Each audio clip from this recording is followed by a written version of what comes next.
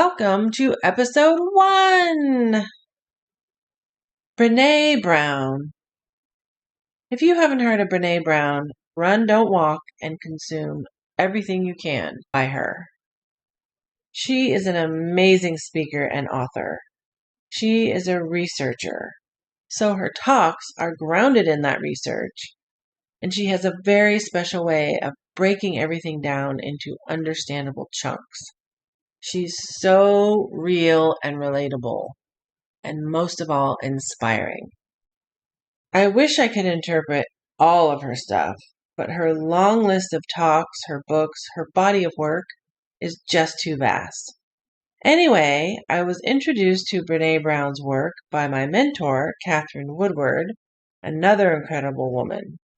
I mentioned in my intro episode that I became a certified relationship coach in 2017.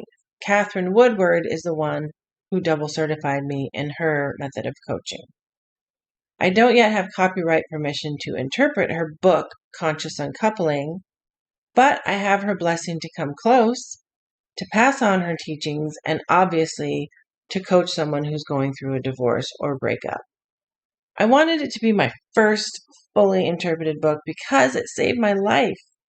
There are a lot of books, talks, etc. that have changed my life, but one that has saved it, or at least saved my heart. Either way, it was the beginning of truly putting me back on the path I had started in my early 20s, but forgotten about. I became unconscious for a while. So in my Conscious Uncoupling coaching program, we had to read several books, and Brene Brown's Daring Greatly and Rising Strong were two of them.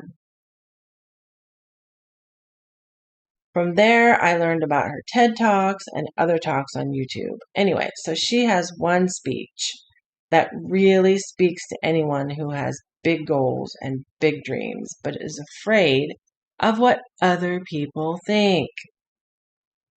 Starting this YouTube channel, me having this idea in the shower 2 months ago to interpret personal growth talks, or pass on the ideas, concepts, and information that have helped me and my clients so much is scary. Put in the comments below what scares you and why, if you dare to be that vulnerable. We're going to keep it real here. I'm going to be real and ask you to do the same. Here's a truth bomb. We don't learn this growing up. As a parent, I get it. Parents want to keep their kids safe. I remember when my son turned 18, I was like, yes, I did it. Look at this. Unscathed, unharmed, an adult. I did that. If you're a parent, you know what I'm saying, right? And sometimes our fear is passed down instead of our encouragement to take risks. Sometimes our fear comes out as anger. Why'd you do that? Blah, blah, blah. Instead of either modeling how to deal with or communicating our feelings. That's another topic. Okay, truth bomb. If it scares you, do it. If it scares you, you're going in the right direction. Let me explain. There is no reward without the risk. If you dream big, if you want to achieve big goals, you will have to do scary things. It's not a maybe. It's guaranteed. If you want to influence other people, you have to get in front of them first. The fear of public speaking is number 1 above death. If you want to start a business, you are signing up to talk to strangers and ask for help and many more scary things. If you want to sell something you're passionate about, rejection is right around the corner. And it's going to happen a lot. You'll get more no's than yeses. But if you persevere, you will get the reward and help people, which is usually why people have big dreams, to help others. So if it's scary, say, hell yes. Let's get scared. Bring it on. What's the next scary thing I can do? Because every time you embrace what scares you, you grow. There is no other way. You can have safety or you can grow. You have to choose. So make fear your what? Not friend, please. You don't have to like it. Fear is an uncomfortable emotion for a reason. Make fear your guide, not your master. Don't allow fear to stop you. Listen to it, feel it fully, get to know each other, and work with each other, not against each other. Tell fear, thank you for trying to keep me safe, but I'm good, and I'm in charge, and we're doing this. Let's make a promise right now. No more letting fear stop us. No more playing small. Let's dream big and then chase those dreams, no matter what. We got this. Okay, so Brene Brown. This original video is about 22 to 23 minutes from a talk she did for 99U, which is a platform for creative leaders similar to TED Talks.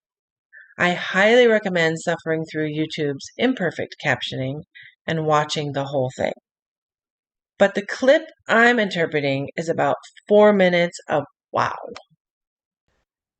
Many say it's the most impactful part of her speech, but again, definitely watch the whole thing. I'll see you on the other side. Enjoy! So I want to tell you about something that changed my life as a creative person. And it's a quote from Theodore Roosevelt, and it has completely, I know it sounds cheesy and cliche to think a quote can change your life, but sometimes when you hear something, when you do hear it and you're ready to hear it, something shifts inside of you. And so my story is that I am a researcher, and I never thought I would have a big public career. And so I did a TED Talk that went very viral. And in the wake of that, I was kind of everywhere for a couple of months on every CNN.com, NPR. It was everywhere, and something I wasn't used to. And the marching orders from my therapist and my husband were, do not read the comments online. So I read all the comments online. And so one morning, I woke up and there were 2 or 3 new articles out, and I started reading the comments. And they were devastating. They weren't about my work, they were about me. They were super personal. And they were the things that creative people play in their mind and then give up doing what they really want to do. Like if I asked every single one of you, what would you try if you knew people would never say this about you? What would this be? Those were the comments that morning. Of course she embraces imperfection. What choice does she have? Look how she looks. I feel sorry for her kids. Less research, more Botox. Just mean personal attacks, the things that really, up until that moment, had inspired me to stay very small in my life and my career, just so I could avoid those things. So that morning, Steve and the kids leave. I stay home. I get on the couch, and I watch 8 hours of Downton Abbey. And when it's over, I don't want to turn off Downton Abbey. Because the minute you turn off Downton Abbey, then it's like soccer practice and dinner and back to the mean people. And maybe, should I get Botox? And maybe if I stand still when I talk. So I get out my laptop and I do a search for who was president in the United States during the Downton Abbey era. Have you ever done that? Like you're numbing with TV or a movie, and so when it's over, you just like stay in that space by like learning more about the actors and what's going on. I've been doing this long enough to know this is like you're laughing with that at me. So I put it in, and Theodore Roosevelt comes up, and a quote comes up, and I read it. And this is what it says. It's a quote from a speech that he gave in the early 1900s at the Sorbonne, and a lot of people call it the Man in the Arena speech. And this is the passage that changes my life. It's not the critic who counts. It's not the man who points out how the strong man stumbles or where the doer of deeds could have done it better. The credit belongs to the person who's actually in the arena, whose face is marred with blood and sweat and dust. who at the best, in the end, knows the triumph of high achievement, and who at worst, if he fails daring greatly. So the moment that I read that, I closed my laptop, and this is what shifted in me. 3 huge things. First, I spent the last 12 years studying vulnerability, and that quote was everything I know about vulnerability. It is not about winning. It's not about losing. It's about showing up and being seen. The second thing, this is who I want to be. I want to create. I want to make things that didn't exist before I touched them. I want to show up and be seen in my work and in my life. And if you're going to show up and be seen, there is only one guarantee, and that is you will get your ass kicked. That is the guarantee. That's the only certainty you have. If you're going to go in the arena and spend any time in there whatsoever, especially if you've committed to creating in your life, you will get your ass kicked. So you have to decide at that moment, I think for all of us, if courage is a value that we hold, this is a consequence. Can't avoid it. The third thing, which really set me free, and I think Steve, my husband, would argue has made me somewhat dangerous, is kind of a new philosophy about criticism, which is this. If you're not in the arena also getting your ass kicked, I'm not interested in your feedback. Period.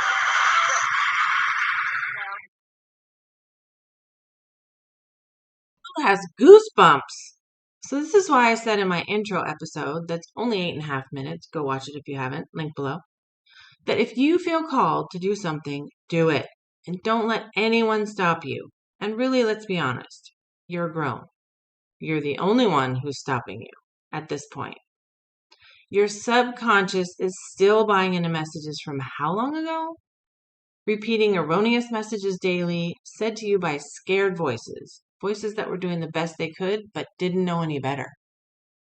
You are your only critic.